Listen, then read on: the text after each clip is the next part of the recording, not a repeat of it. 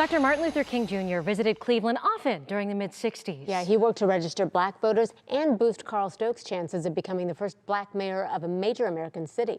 That's right. It was during a visit in 1965 that Dr. King changed the life of a very young college student interning at a local newspaper. That's Channel 3's Leon Bibb, and he remembers that day. Moving pictures are part of history, taking the viewer to a different time, in a way placing us there, at the scene where the images were captured.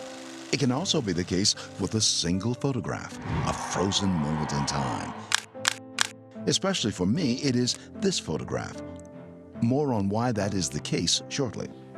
On this Martin Luther King Jr. holiday, my thoughts invariably run the decades to when he was with us, pushing for equality of all Americans.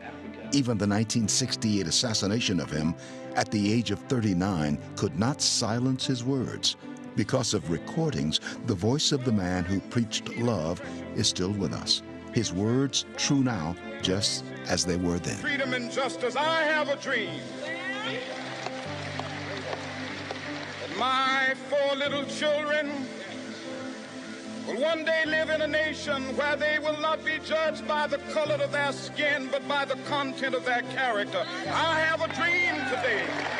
Now back to that specific photograph of Martin Luther King. It was my 1965 photograph when I was a college student intern reporter at the Cleveland Call-and-Post newspaper. My photograph was part of the coverage of a Dr. King Cleveland appearance. It was at this Cleveland East Side shopping area a crowd had gathered. Martin Luther King approached the microphone. I looked at him, he looked at me, we smiled at each other. I said hello. I was in awe. Then I brought the camera to my eyes and snapped his picture for the Cleveland Call-and-Post newspaper. Dr. King's image was captured on my film. For me, it was more than a photograph. It was inspiration as I was coming of age in a changing world, spurred by Martin Luther King himself, pushing for a better America.